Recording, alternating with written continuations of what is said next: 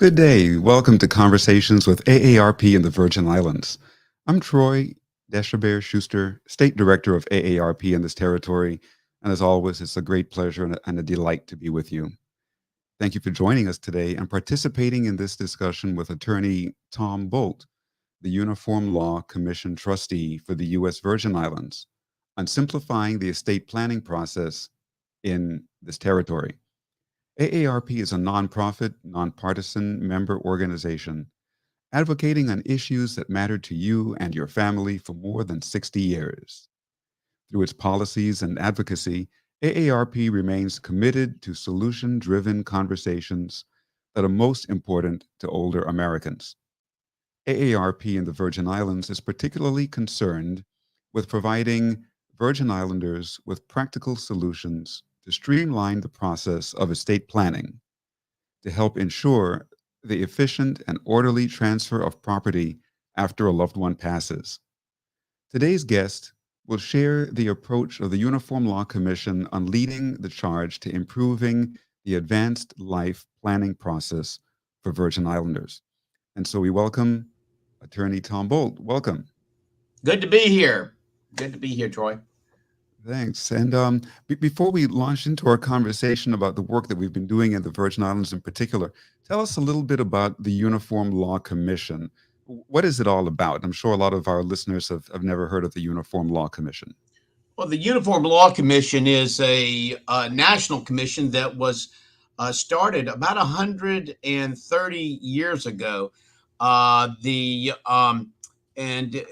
was designed because under the U.S. system, if something is not in the federal Constitution as a power of the federal government, it is reserved to the states. And there are a number of things where there is need to coordinate between the states and territories the law, and so they came together.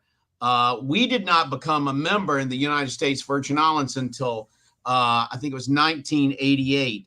And I was counsel to the legislature at the time. And I kept seeing these uniform acts. I said, well, where are these uniform acts coming from? I mean, what? And they sent me a reference book. This is a good story. They sent me a reference book and I read up on it and everything. I read their Constitution. It said, now, if you don't have an act to appoint commissioners, you can, the president of the Bar Association, could appoint somebody. So I think it was Vince Coliani from St. Croix appointed me. And I sent that up to them or whatever. And they said, well, we sent this to our executive committee. And they said the Virgin Islands could be an observer. I said, observer? What you talking about? I said, this is listen, I mean, we got to do better than that. We need to be a regular member. They said, well, listen, we got a meeting of the National Commission is meeting in 2 weeks, and you got to pass legislation. I said, okay. And I went to the floor of the legislature at the time, and I told them this story. They gutted an act they weren't going to pass and put in an act to appoint commissioners. We got that thing passed on that day, and I took it up. I think it was up to Juan Louis, and he signed it. And I said, keep my seat. I'm coming up to, and it was in Washington, D.C. And so they said, this kid will never make it. He'll be around here for a year or two, but he'll be gone. I mean, we ain't got to worry. And now I think I'm like 33 years or 34 years going as Uniform Law Commissioner from the territory. Well, that is a great story. And thank God you were so persistent because now you got that through. And now we have a Uniform Law Commission and we can become more uniform with the rest of the country. So great work on that. Excellent work. And I understand there's also a second Uniform Law Commissioner in the territory? A second Uniform Law. Well, we have a local Virgin Islands Uniform Law Commission, which consists currently of Yvonne Tharps representing the legislature, myself representing the bar. There's a third appointment that is a gubernatorial appointment that hasn't been made. Oh. And so, yes, there's a local component. Oh, so there's a local uniform law commission here, but Right. you are the official uniform law commissioner from the Uniform Law Commission to the Virgin Islands. Is that how it goes? Or from the Virgin Islands to the commission, and Okay. I'm chair of the local commission, and I serve also, as I said, is Yvonne Tharps is also a uniform law commissioner from the Virgin Islands. Okay. Great, great, great. And do you work with the Uniform Law Commission to craft acts, national acts? Not only do we work with the Uniform Law Commission to craft acts, but we will also work, and I think this is important to note. We also work with AARP. I was on a national committee, a drafting committee, and we adopted or passed an act which has been adopted of recent date. Like I think this past year was the Uniform Transfer on Death Real Property Act, which allows, a lot of people tell that they, oh, we need to form a trust. Well, you don't necessarily need to form a trust. A trust can be expensive, and AARP saw this, and we worked together with AARP and drafted this uniform TOD real property, transfer on death real property. And so what happens then is that you can transfer it to your children or whoever you want to upon your death. But anytime prior to your death, you can change it. Lord, no, I brought you into this world and I take you out. And no, you can put who, and you still control, because one of the things that we saw after Hurricane Hugo, Marilyn, Irma, and Maria was where people had put their kids on a piece of property, and then they needed to go get like an SBA loan, or some kind of loan from FEMA, and you had to have them, the kids, because their names was on the property. You had to get their signature on the mortgage or whatever that you were going to sign. And I saw on several occasions where kids would say, "Listen, Mom, Pop, you too old. You're not going to be around, and I'm going to have to pay this mortgage, and I'm not signing." And it caused a lot of confusion. But this uniform TOD real property deed would take care of that. So you still control your property until your promotion to glory. Right, and it's a great act, and we have it here in the Virgin Islands. It's now the law here. And for those of you who are interested in executing a transfer on death deed, it's as simple as visiting your recorder of deeds office, and they're quite familiar with the document. They can help you to fill it out there, or if it's too complicated for you, you can have an attorney do it, and then you have control of your property and can avoid it from going in probate. But at the same time, you, as Attorney Bolt just said, you control your property up until the moment of your death. You can make all the decisions you need to make regarding that property. And thanks, Tom, for bringing up about how AARP works with the Uniform Law Commission. Again, a lot of people here in the Virgin Islands don't know the great work that AARP does with the Uniform Law Commission on the national level. And then I, as a state director here, work with you to then rally a senator or a couple of senators to sponsor an act of the Uniform Law Commission. And then we offer testimony on it and usher it through to enactment by the signature of the governor. So we do great work together, both nationally and here locally. It's a great pleasure. Absolutely. Great. And so we're always working on stuff. And this year, we touched 3 items. First is the Electronic Legal Materials Act. And now we're in the process of electronic wills and electronic notarization, electronic notaries. So if you will start telling us a little bit about the Legal Materials Act and how that benefits Virgin Islanders. Well, it's helps authenticate what is the true law of the Virgin Islands. And but we started this process some years ago, doing more and more. We passed some 18 years ago the Uniform Electronic Transactions Act, and then we passed the Uniform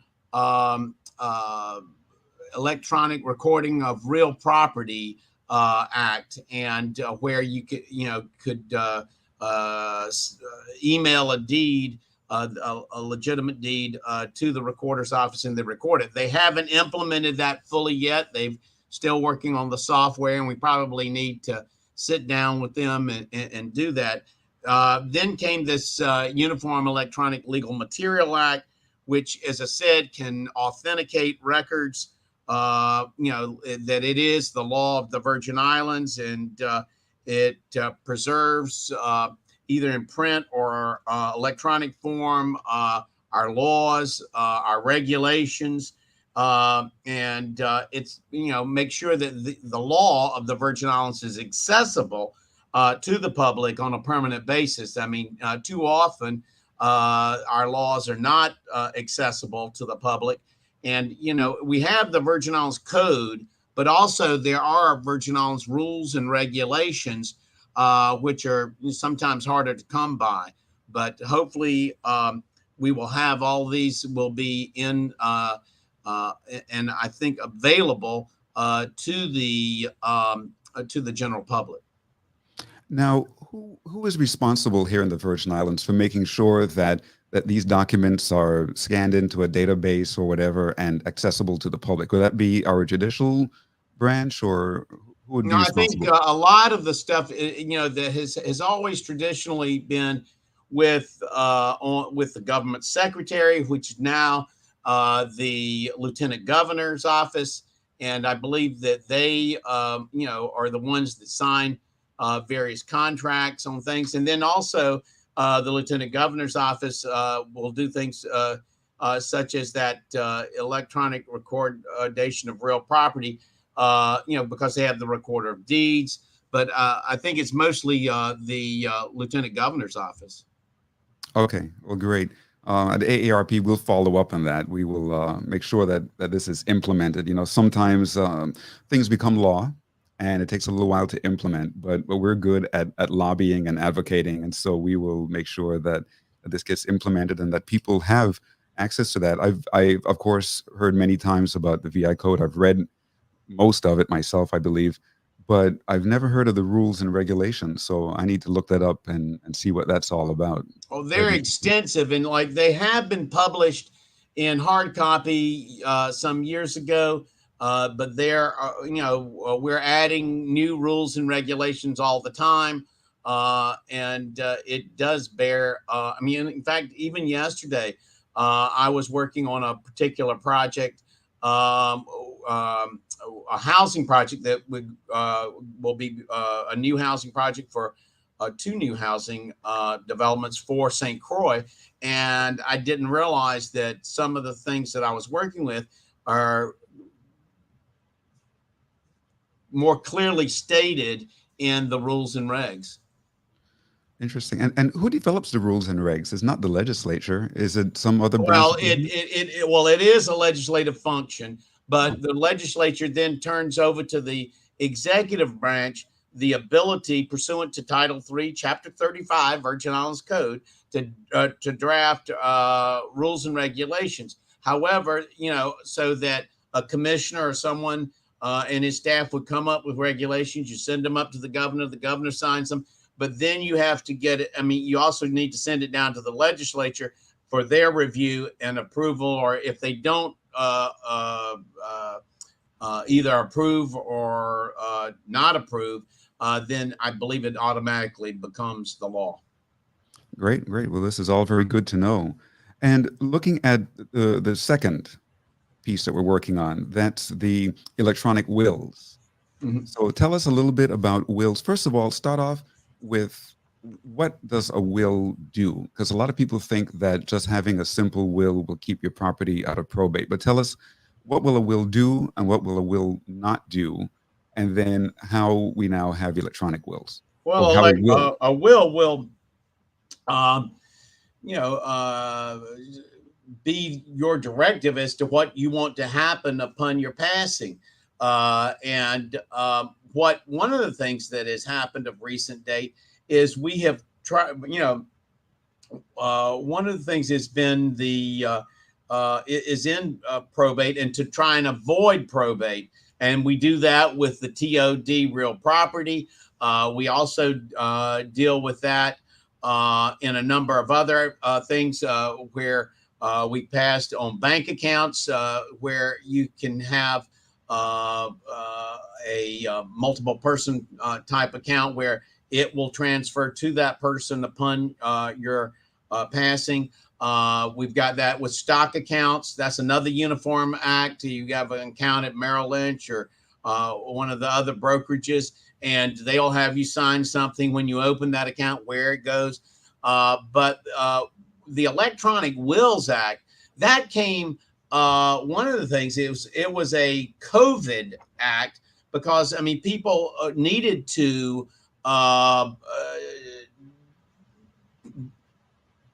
address their last will and testament, but we were in this situation with COVID where people weren't meeting in person and this kind of thing. So this allows for with a number of safeguards, allows the execution of this of the will electronically. Okay, now just another question for clarity. So let's say somebody does have a will, but they've not executed a transfer on death deed or any of these other instruments, but they just have a basic will. So will their property end up going into probate? And once it's probated, then the will is followed as to how it's divided up after? Or will that will be able to keep their property out of going on probate if they have not executed any of these? No, it doesn't keep you out of probate. You have to go into probate even when you have a will. We can take a number of things out. As I said, bank accounts, stock accounts. You can even get your car. The legislature, like this non-probate thing, and you can. There's even legislation now that has been adopted in the Virgin Islands so you can transfer your car if something happens to you, so that you don't have to go through probate. But just with just the will, no, you would have to. I mean, the court and others would follow your directive that are in that will. And that's what I wanted to get to, because a lot of people think that just simply having a simple will keep the property out of probate. And the response is no, it will still go to probate. But once the probate process starts and moves along, then the judge will refer to the will as to how to divide the property. But what needs to happen is we've been adopting, I mean, like Lewis Hill, I think it was back in the 28th legislature, passed the entire Uniform Probate Code. Well, this was a horse pill to swallow. And that when they adopted the entire Uniform Probate Code, and a number of lawyers, judges, I mean, were concerned about, current practices, and that it did not adhere to current practices. We need to adopt Article 2 and 3 of the Uniform Probate Code that would deal with this. And, we shouldn't be afraid. I mean, we've gotten to a position where we're afraid to go to probate because it is so time consuming. It is so costly in the Virgin Islands, but it doesn't need to be that way. In many jurisdictions, it is a very simple process. And I think we can have it as a very simple process if we could get Articles 2 and 3 of the Uniform Probate Code adopted. And we are working on that. There are a number of senators that are in support of that. And hopefully in this current legislature, in this 34th legislature, we will adopt that.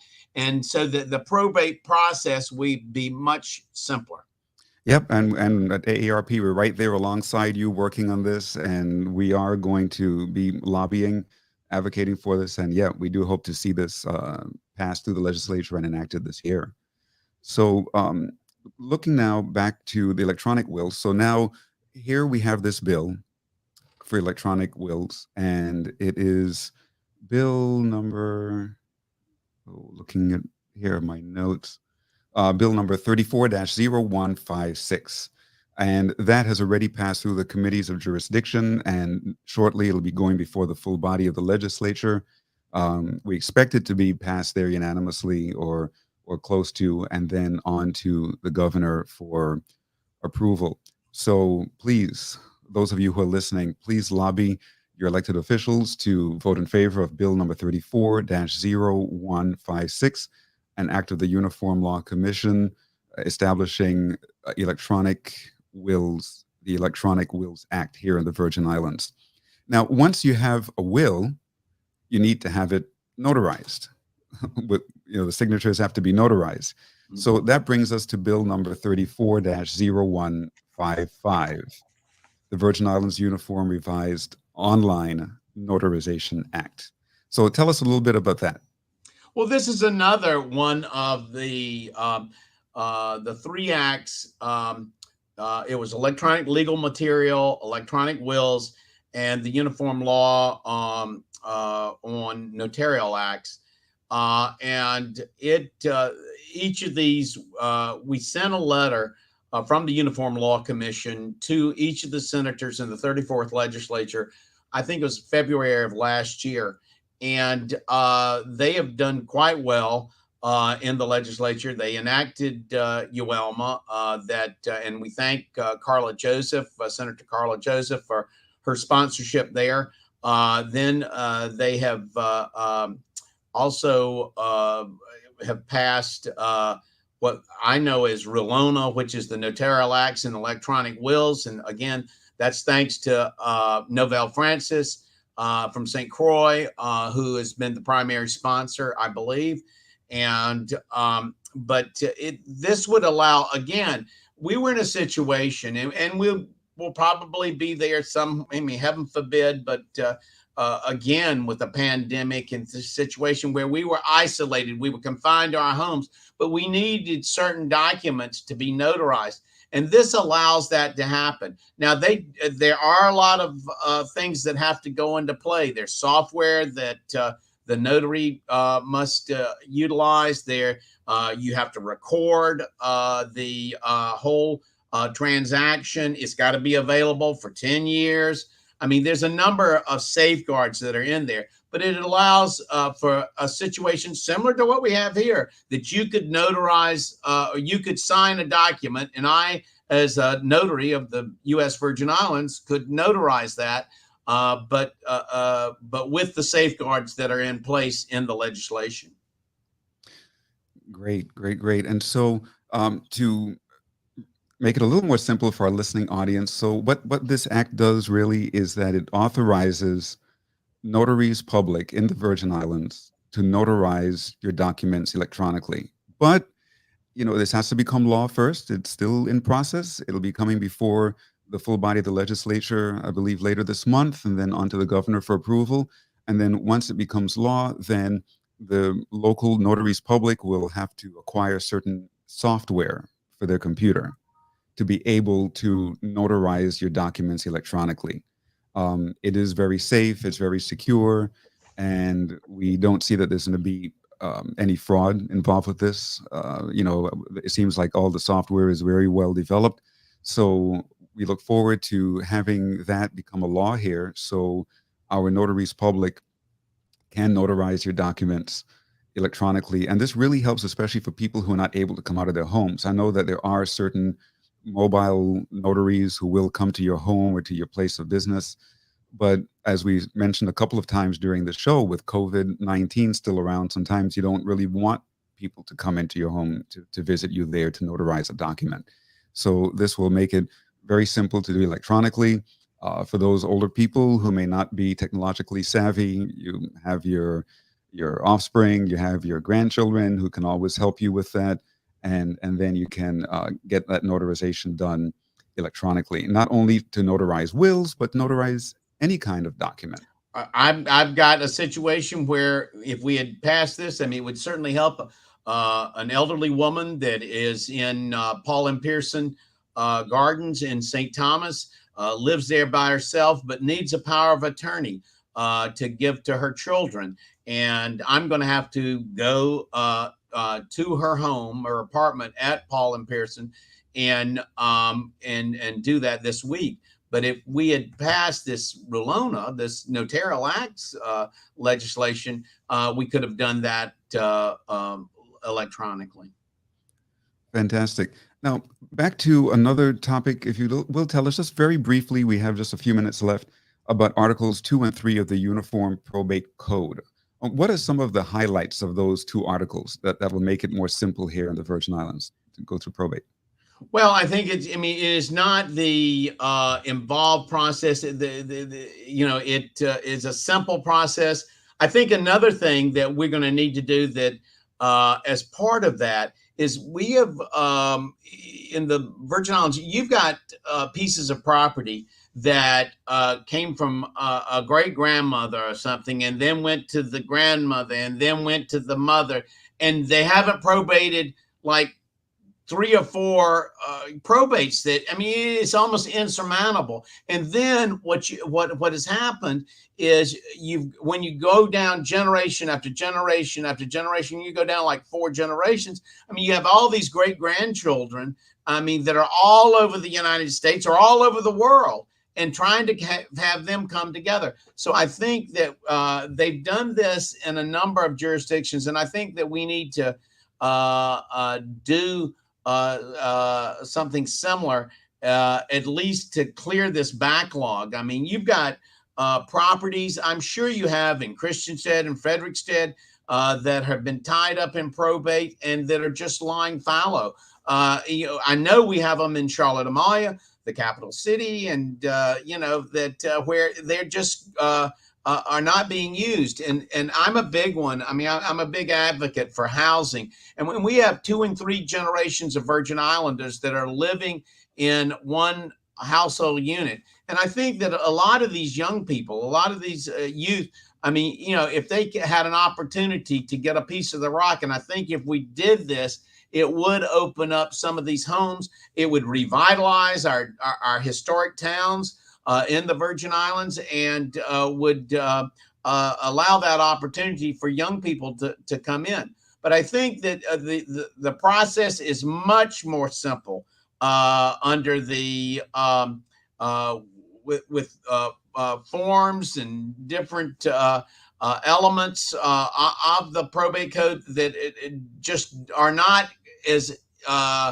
involved and is not as complex and time consuming and costly. I mean, I can't tell you. I had a retiree some years ago, and a dear friend of our family's, and she died with, I think, about $20,000. And it took years. All she had was one bank account with about $20,000, and it took years. And the family ended up with having legal bills and having and time consuming, and it doesn't need to be that way. It should not be that way, and I think we all agree on that, including. I mean, the lawyers, I think the Bar Association agrees with that. And so, I mean, we all need to come together with AARP and the 34th legislature and hopefully enact this Articles 2 and 3 of the Uniform Probate Code. Yep, we will absolutely do that. We will get that done this year, and we ask all the public to join with us. So we were out of time now. You've been listening to Troy Deshabert-Schuster, State Director of AARP in the Virgin Islands, in conversation with Attorney Tom Bolt on St. Thomas, who's the Uniform Law Commissioner. So, Attorney Bolt, thank you much for being with us. Have a great day. Thank you. Take care.